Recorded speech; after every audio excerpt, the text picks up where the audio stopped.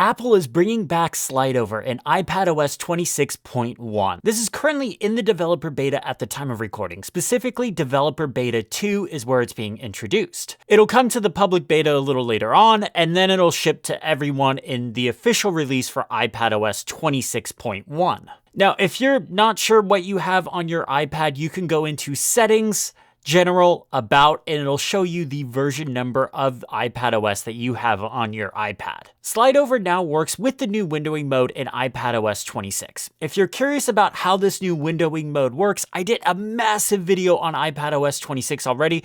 I'll link to it in the description below so you can go check it out. For those that aren't aware, slide over was in the previous versions of iPadOS and was a feature that allowed you to pin an app on top of other apps, so that way it was always on top. There are a couple of ways to trigger it. On any app in the window mode or stage manager, long press on the stop light controls and select Enter Slide Over. This will shift the app to the side and keep it on top of all other windows, including the active app. This means I could be writing in Obsidian, but have ChatGPT in slide over and it'll be on top of Obsidian. You can also add an app to slide over by going through the menu bar, window, slide over, and select Enter Slide Over option. If you have a physical keyboard attached, you can use the keyboard shortcut globe option right arrow, and this will put slide over on the right side, or use globe option left arrow, and this will put the active app in slide over and move it to the left side. You can dismiss the slide over window just like before by swiping it into the left side.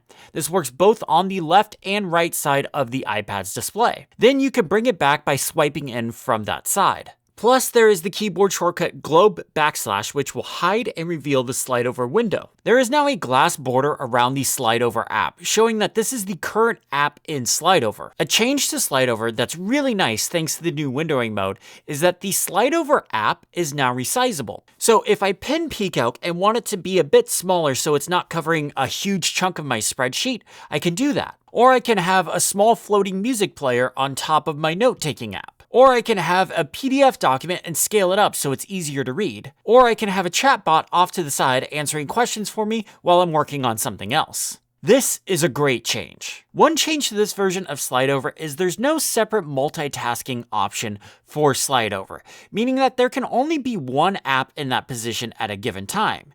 Meaning if I have PCalc and slide over but want music to be there, PCalc will get kicked out of that position and become a normal windowed app, and music will get added to the slide over position and be pinned on top. I'm not sure how I feel about this. I need to play around with it a bit more. Obviously, you're not going to want 5 different windows in slide over and being pinned on top. It wouldn't know what the hierarchy would be, like what app would be on top of that, because if you have 5 open, there's going to be some overlap. The whole point of slide over is that you just have one app pinned on top. Maybe there could be some kind of multitasking switcher in slide over like there used to be, so you could jump between apps that were in slide over, but with that combined with windowing, that just feels overly complex.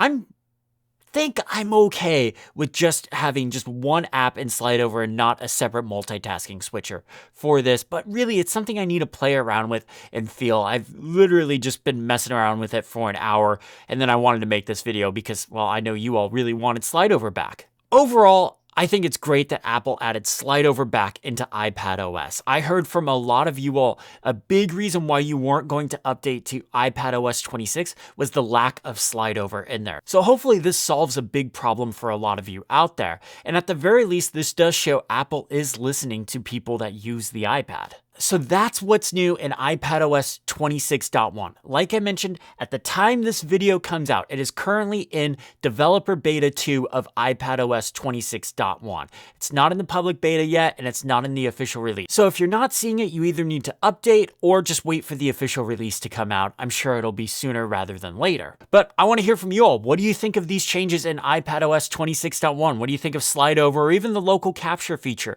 Let me know in the comments below. Thank you all so much for watching. If you liked the video, hit the thumbs up button, subscribe if you haven't already. I talk about a lot of different iPad stuff here, and have a great day.